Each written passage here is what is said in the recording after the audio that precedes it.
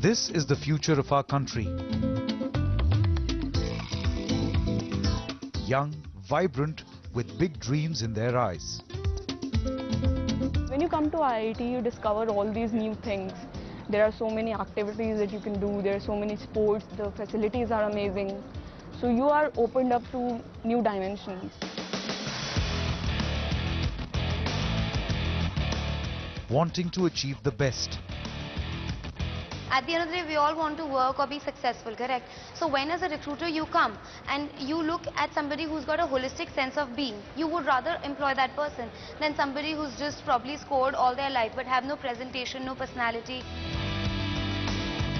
So ISB has two very distinct advantages, which is one, you get to study from some of the best educators in the world, and the other great advantage is that you get to meet the best students I believe that the country has to offer. And the foundation to fulfill these goals begins the moment you take your first step into the education system. From those carefree and studious days in school to making a career choice as you move up the education ladder.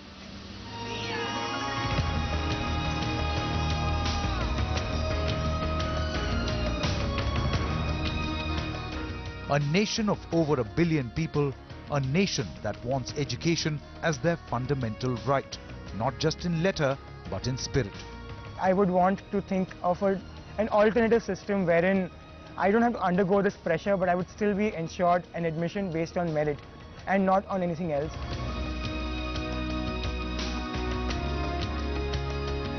I have this notion that we are all scampering for about, say, 1,000 seats, and it's really not worth it at the end of the day.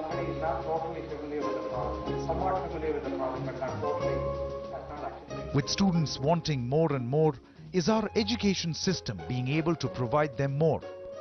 I was really irritated about the fact that, the fact that I debate, or I believe that I debate well, doesn't help me anywhere. It might help me in my personally, but when it comes to getting into college, it's not really helpful. The system in India basically lacks creativity. That's one thing that I would really point out, typically in the grassroots level.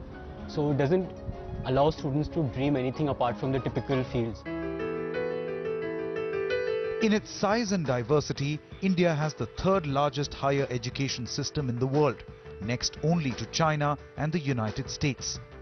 But despite having such a large number of institutes, India's gross enrollment ratio still lags at 12%, which is less than half the global average.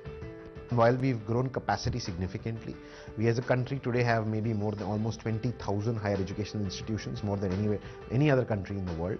I think we really are, far behind any of our peers or even some of the more developed countries in terms of the number of top 500 universities we have. We are too eager to expand, but we are not at the same time committing ourselves to the conferment of the quality which must go with it. And if you simply expand per se for increasing the intake without taking care of the quality dimensions of faculty and infrastructure, the trouble surely will erupt. So what really ails this education system? Education cannot be so narrow at this initial stage because they are just about 18 years old. How would someone know that computer sciences is going to be good for the person and he or she is going to be good in that subject? Indian education system generally doesn't allow you too much room for experimenting. What you want to do, some new ideas, a flight of fancy ambition. And that's exactly what happened with Abhishek Lodha, a student who wants to pursue masters in operation research. Disheartened when institutions here only looked at his mark sheet and not his achievements over the years. He decided to seek proper guidance and pack his bags and move for higher education abroad. The problem was that they would concentrate more on my marks. Okay, this guy's got a certain percentage. Okay, he is smart. Let's filter those kind of people out and then, give them jobs. But they never see what kind of work I've done except of that. I was part of the marketing team in college. I had done social service. I was part of different social ventures. But none of that was ever considered. I had done one social venture with Harvard University, but that never mattered when I gave my interviews out here. But when, at the same time, when I applied to Columbia University for the same, they were really happy looking at things that I've done apart from my academics. And that's how the system's different, and that's how it helps you get an edge over things, because professionally in future, people will be considering me more as an individual who fits into their system and not just a guy who gets marks. India historically, and in many countries in Asia and other developing countries, the tendency has been to learn from textbooks. That's certainly how I was brought up in my first 18 years of schooling in India. And the downside of that, on the one hand, you can be very rigorous at what you teach, but on the downside, you're not particularly connected to the demands of industry, to the demands of society, the demands of government in many different ways. And the relevance of the skill set that you cultivate in the students is sometimes questionable when you graduate from the institutions. Unfortunately, rote learning is the foundation of education here. Student curiosity is discouraged, and the teachers continue to have fossilized notions about their chosen specialities. Till class 12 we've been learning and we're sick of learning. We're trying to find an application to what we're learning. You know, the B.Ed system that we have, it needs a full-scale change and reform. It needs change in terms of its curriculum. It needs a much more rigorous, much more grounded curriculum. It needs change in duration. You know, it's only in our country that people can get educated to become teachers in 10 months' time. B.Ed is 10-month program. Anywhere in the world, a teacher education program is between 4 years to 5 years. We treat education like an expenditure. Actually, education is not an expenditure, it is an investment, right? So why educational salaries are so less compared to other salaries, corporate salaries? Doesn't have to be, right? If the teachers don't get their salaries even on time every month, tell me how a teacher can really survive. And no matter how good he is, how can he really inspire students and can still give you quality education? There is no dearth of talent. These are young boys and girls who are articulate, well informed about their choices and know their minds. These are also students who are not willing to compromise on merit. But it's also true that India only has a few institutions of real repute, and to get admission, that's nothing short of a miracle. 100 is not enough for India. If I would have been the policy maker, I would have said that I need at least 1,000 quality institutions in this country.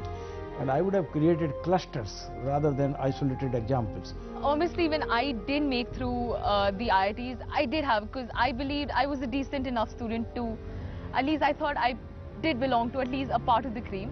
But the current education system in our country doesn't allow it to take that many number of students. So there is a frustration that in spite of doing so well, in spite of working really hard, you do not get what you want.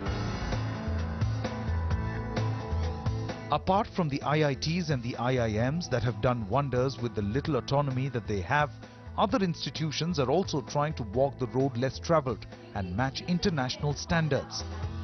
And after that, the structural formula first mixed alkenes.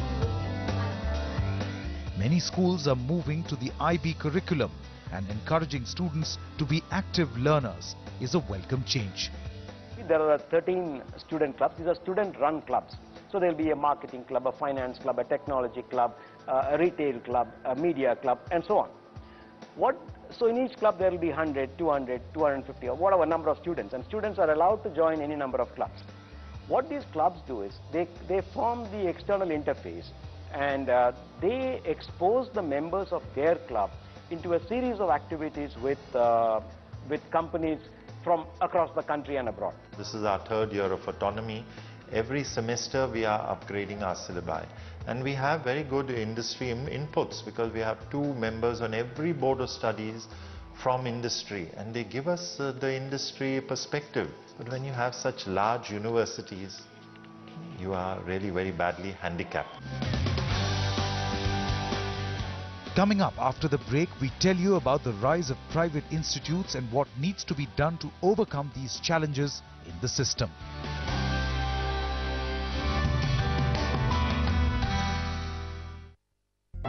Her eyes were full of dreams about studying abroad. But dreams are realized only when they get a direction. After all, we have to fulfill our responsibility towards the people we care for. EG, enabling global education. Get ahead in life.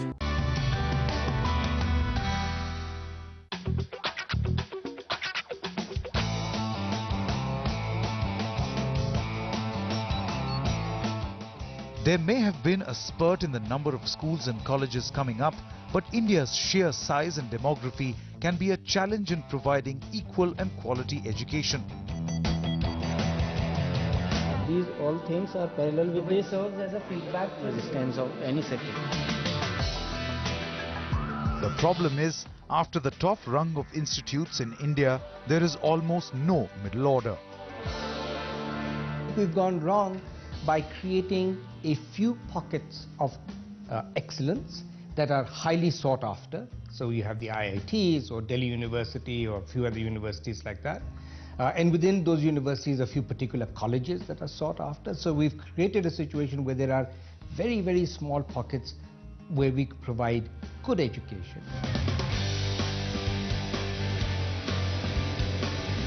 For students who can't make it to the top 100, going abroad instead of studying in a mediocre college in India was the preferred alternative. The trend continues to be so even now, despite many private and unaided colleges and universities mushrooming across India which are trying to bridge this gap. The share of unaided private higher education institutes in the country has grown significantly in the last few years, contributing to the growth in the higher education segment. The growth is also reflected in the dominant share of private institutes in professional courses. While these private universities have given many students a much-needed lease of life, most of these universities are still very new and cannot compete with the brand worth of an Ivy League, or even in the sheer flexible number of opportunities that foreign universities can offer. How can you stop students from going out? In my view, there should be a comprehensive reforms that should take place, not just bringing private money, not just bringing foreign education institutions here, not just attracting the right kind of faculty. Where is technology in education? We're not even recognizing the concept of online universities. There's a lot of good stuff, good things happening. I think the problem is that all of those good things are not kind of, getting sort of, are not sort of, coming together and creating the momentum that is required to transform, reform, and evolve a system like ours. So I think that's the issue. Picture this. India's private education sector is estimated at around 1.84 trillion rupees, and it is set to grow even bigger with corporate funding. These institutions are making an effort to bring forth international exposure to students while studying in India. Many of them are trying to imbibe best practices in teaching and curriculum, but all this is just a drop in the ocean. We must have the openness of mind to say, what is the discipline of the West? What are the processes of the West? Because we have to learn a lot from them. So I think education in India needs to combine that very strong Indian civilization force with the very strong focus on technology and processes of the West, and making both of them happen, I think will do a lot to our country. People who can pay for better education, they always think that it is always better to go abroad and get a better education rather than going to secondary colleges which are not up to mark. So, but among those students there are many who borrow and go and who cannot afford such higher cost of studies, but they have desire and their parents want best for their children. So they think that going abroad is a better solution. Institutes are coming up because dreams are getting bigger and students are assertive and articulate about their choices. But there is still a long way to go. This is the matter to find the total resistance of any circuit. There are very few institutes like these, and with India's population only increasing by the thousands every year, it's nearly impossible to cater to the demands of all students. No No wonder then, over 1,25,000 students continue to flock overseas for higher and more holistic education every year.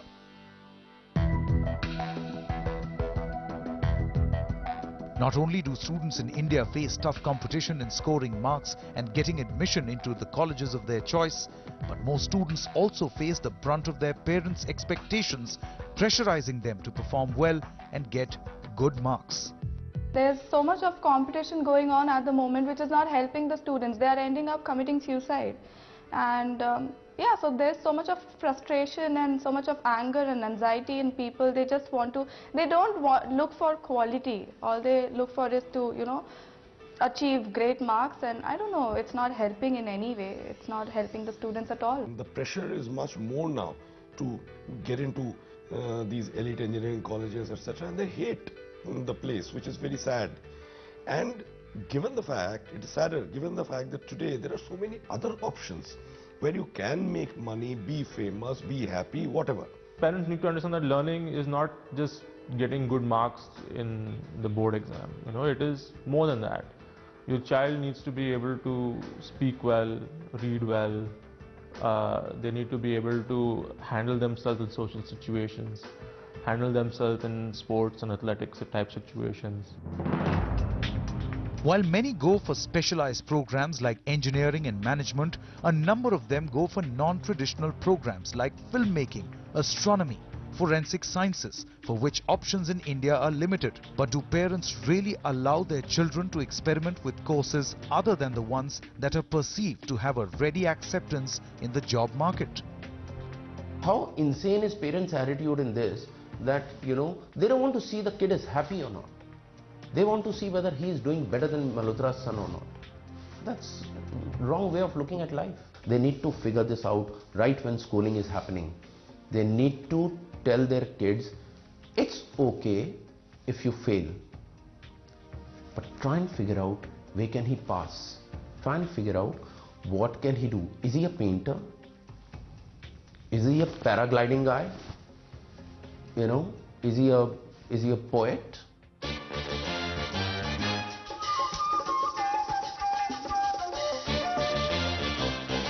The message is clear: unshackle. Make learning fun because there is thirst for knowledge.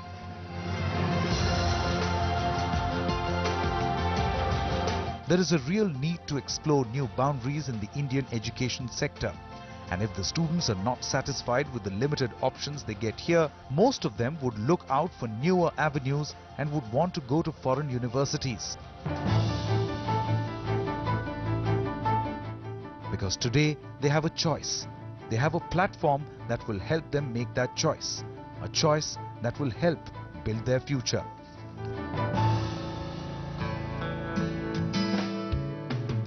But is that choice easy? How does one know which country would be the perfect fit for them to further their academic career? Which college or stream to choose from? If it's tough for the student, it's equally tough for the parent to take a call that could make or break their child's future. And that's how EGE, a one-stop guide to your dreams, came into being, when a parent who underwent a lot of trouble himself tried to look for answers. जब मेरे बच्चे 12th pass out हुए, उसके बाद मैंने बच्चों का यहाँ पे एडमिशन के लिए सोचा, लेकिन यहाँ पे यूनिवर्सिटीज़ की जो अच्छी यूनिवर्सिटीज़ हैं, उनकी कट ऑफ लिस्ट इतनी हाई होती है, यहाँ एडमिशन होना उनका मुश्किल लगा। उसके बाद मैंने बच्चों को बाहर भेजने का सोचा। 6 महीने तक मैं यहाँ के जो लोकल काउंसलर हैं, जो भी लोकल एजेंसी हैं, उनके पास गया। उन्होंने बच्चों की चॉइस के हिसाब से ना तो मेरे को कंट्री बताई, ना बच्चों के लिए कोई कोर्स बताया, ना ही बच्चों के लिए कोई यूनिवर्सिटी बताई।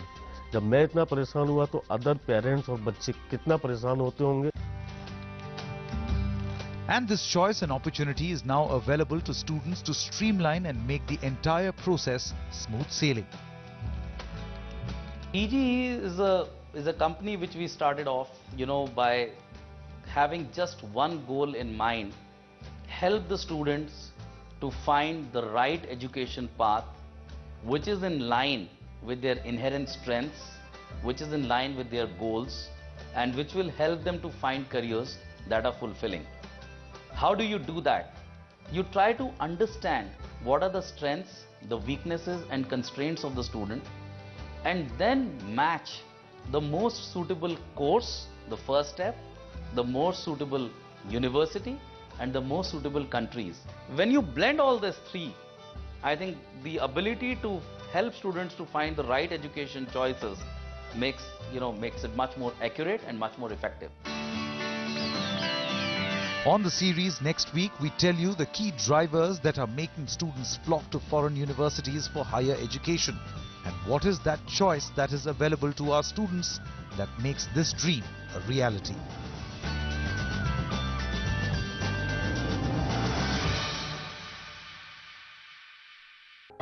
Her eyes were full of dreams about studying abroad.